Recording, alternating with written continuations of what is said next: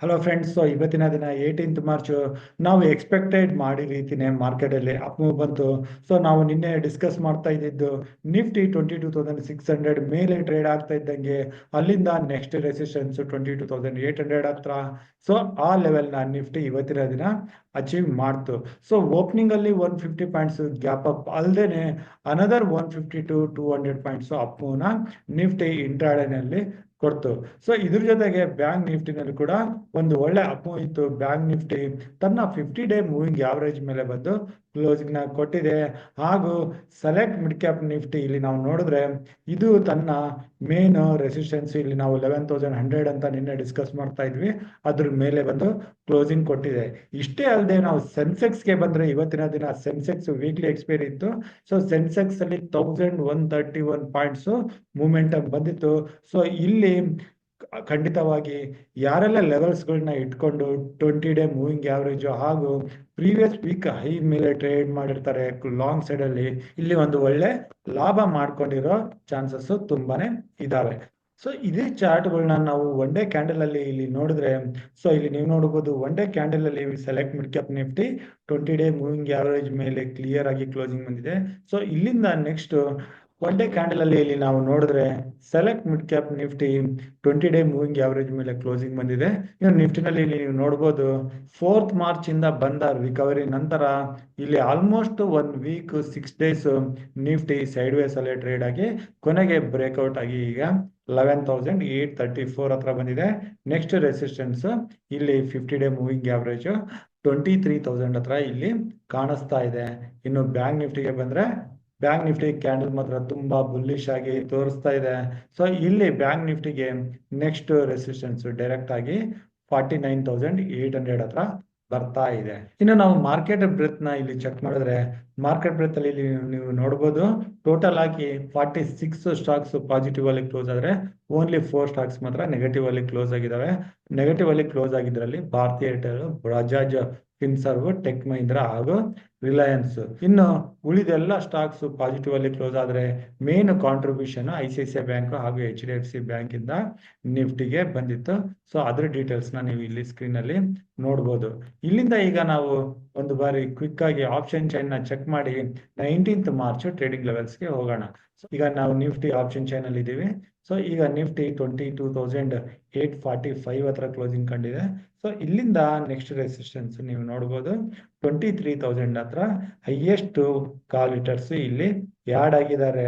ಇನ್ನು ಸಪೋರ್ಟ್ ಅಂತ ಬಂದ್ರೆ 22,800, ಅಲ್ಲಿಂದ 22,700 ಸಪೋರ್ಟ್ ಅಲ್ಲಿ ಬರ್ತಾ ಇದಾವೆ.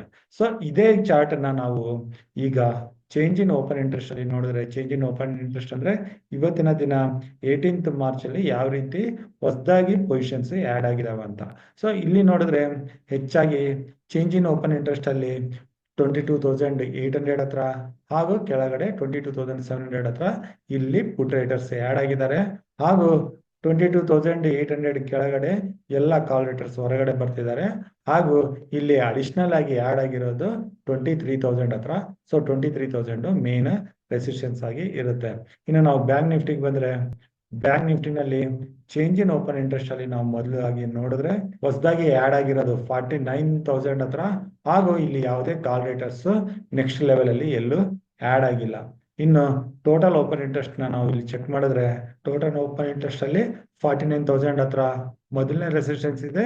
ಇಲ್ಲಿಂದ ಡೈರೆಕ್ಟ್ ಆಗಿ 50,000 ಹತ್ರ ನೆಕ್ಸ್ಟ್ ರೆಸಿಸ್ಟೆನ್ಸ್ ಇಲ್ಲಿ ಕಾಣಿಸ್ತಾ ಇದೆ. ಈ ಲೆವೆಲ್ಸ್ ಗಳನ್ನ ಇಟ್ಕೊಂಡು ನಾವು ಈಗ ಅಗೇನ್ ಟ್ರೇಡಿಂಗ್ ವ್ಯೂಗೆ ಬಂದ್ರೆ ಈಗ ನಾವು ನಿಫ್ಟಿ 15 ಮಿನಿಟ್ಸ್ ಕ್ಯಾಂಡಲ್ಸ್ಟಿಕ್ ಚಾರ್ಟ್ ಅಲ್ಲಿ ಇದ್ದೀವಿ.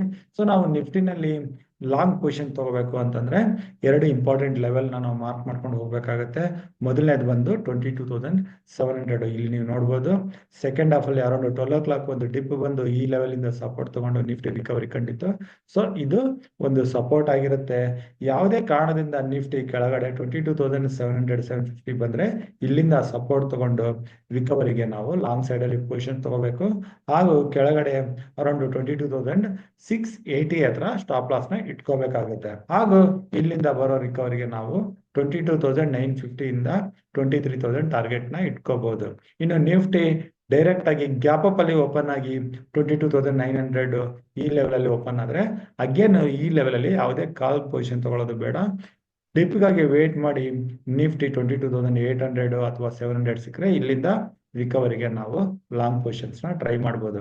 ಇನ್ನು ಬ್ಯಾಂಕ್ ನಿಫ್ಟಿಗೆ ಬಂದ್ರೆ ಬ್ಯಾಂಕ್ ನಿಫ್ಟಿಗೆ ಈಗ ನಾವು ಸಪೋರ್ಟ್ 49,230 ಇಂದ 49,300 ಆಗಿರುತ್ತೆ. ಸೊ ಬ್ಯಾಂಕ್ ನಿಫ್ಟಿ 49,200 ಇಂದ 300 ಈ ಲೆವೆಲ್ ಅಲ್ಲಿ ಸಿಕ್ಕರೆ ಇಲ್ಲಿಂದ ಒಂದು ಲಾಂಗ್ ಪೊಸಿಷನ್ಸ್ ನ ಟ್ರೈ ಮಾಡಿದ್ರೆ ಕೆಳಗಡೆ 49,000 ಹತ್ರ ಸ್ಟಾಪ್ ಲಾಸ್ ನ ಇಟ್ಕೋಬೇಕಾಗುತ್ತೆ. ಸೊ ಬ್ಯಾಂಕ್ ನಿಫ್ಟಿನಲ್ಲಿ ಮೂಮೆಂಟಮ್ ಬಂದ್ರೆ ಸ್ಮಾಲ್ ರೆಸಿಸ್ಟೆನ್ಸ್ 49,500 ಹತ್ರ ಆಸ್ ಪರ್ ಆಪ್ಷನ್ ಚೈನ್, ಅಲ್ಲಿಂದ 50,000 ನ ಟಾರ್ಗೆಟ್ ಇಟ್ಕೊಂಡು ನಾವು ಬ್ಯಾಂಕ್ ನಿಫ್ಟಿನಲ್ಲಿ ಲಾಂಗ್ ಪೊಸಿಷನ್ಸ್ ನ ಪ್ಲಾನ್ ಮಾಡ್ಬೋದು. ನಿಫ್ಟಿ ಬ್ಯಾಂಕ್ ನಿಫ್ಟಿಗೆ ಕಂಪೇರ್ ಮಾಡಿದ್ರೆ ನಾನು ಸ್ವಲ್ಪ ಹೆಚ್ಚಾಗಿ ಪಾಸಿಟಿವ್ ಆಗಿರೋದು ಸೆಲೆಕ್ಟ್ ಮಿಡ್ ಕ್ಯಾಪ್ ನಿಫ್ಟಿನಲ್ಲಿ. ಇದು ತನ್ನ 20-day ಮೂವಿಂಗ್ ಆವರೇಜ್ ಮೇಲೆ ಬಂದು ಜಸ್ಟ್ ಕ್ಲೋಸಿಂಗ್ ನ ಕಂಡಿದೆ. ಸೊ ಇಲ್ಲಿ ಅಗೇನ್ ಇದು 11,100 ಮೇಲೆನೆ ಸಸ್ಟೈನ್ ಆಯ್ತು ಅಂತಂದ್ರೆ ಇದರಲ್ಲಿ ಸ್ವಲ್ಪ ಅಗ್ರೆಸಿವ್ ಲಾಂಗ್ ಪೊಸಿಷನ್ಸ್ ನ ಇಲ್ಲಿ ಪ್ಲಾನ್ ಮಾಡ್ಬೋದು. ಇದರಲ್ಲಿ ನಾನು 1 or 2 ಡೇಸ್ಗೆ ಅಥವಾ ನಿಫ್ಟಿ ಎಕ್ಸ್ಪೈರಿ ವರೆಗೆ 11,400 ಇಂದ 500 ಲೆವೆಲ್ಸ್ ನಾನು ನೋಡ್ತಾ ಇದ್ದೀನಿ. ಸೊ ನಾನು ಮಾರ್ಕೆಟ್ ಅಲ್ಲಿ ನಿಫ್ಟಿ ಬ್ಯಾಂಕ್ ನಿಫ್ಟಿಗೆ ಕಂಪೇರ್ ಮಾಡಿದ್ರೆ select mid cap Nifty out performance ಮಾಡ್ಬೋದು ಅಂತ ಅನ್ಕೊಂಡಿದ್ದೀನಿ. ಸೊ ಅದು ಯಾವ ರೀತಿ ಆಗುತ್ತೆ ಅಂತ ನಾವು ಕಾದು ನೋಡೋಣ. ಸೊ ನಾನು ಕೊಟ್ಟಿರೋ ಮಾಹಿತಿಗಳು ನಿಮ್ಗೆ ಇಷ್ಟ ಆಗ್ತಿದೆ ಅಂದ್ರೆ ಅದನ್ನ ಆದಷ್ಟು ಕಮೆಂಟ್ ಬಾಕ್ಸ್ ಮೂಲಕ ತಿಳಿಸಿ, ವಿಡಿಯೋನ ಆದಷ್ಟು ಲೈಕ್ ಮಾಡಿ, ನಿಮ್ಮ ಫ್ರೆಂಡ್ ಸರ್ಕಲ್ ಅಲ್ಲಿ ಶೇರ್ ಮಾಡಿ. ನಿಮ್ಗೆ ಏನಾದರೂ ಡೌಟ್ಸ್ ಇದ್ರೆ ಅದನ್ನ ನನಗೆ ಡೈರೆಕ್ಟ್ ಆಗಿ ಕಾಂಟ್ಯಾಕ್ಟ್ ಮಾಡಿ ತಿಳ್ಕೊಳ್ಳಿ. ನನ್ನ ನಂಬರ್ 9845852716. ಸೊ ಇಷ್ಟು ಹೇಳ್ತಾ ಇವತ್ತಿನ ದಿನದ ವಿಡಿಯೋ ಇಲ್ಲಿಗೆ ಮುಗಿಸ್ತಾ ಇದ್ದೀನಿ. ನನ್ನ ಮುಂದಿನ ವಿಡಿಯೋ ಬರೋವರೆಗೂ ನಿಮಗೆ ನನ್ನ ಕಡೆಯಿಂದ ಧನ್ಯವಾದಗಳು. Thank you.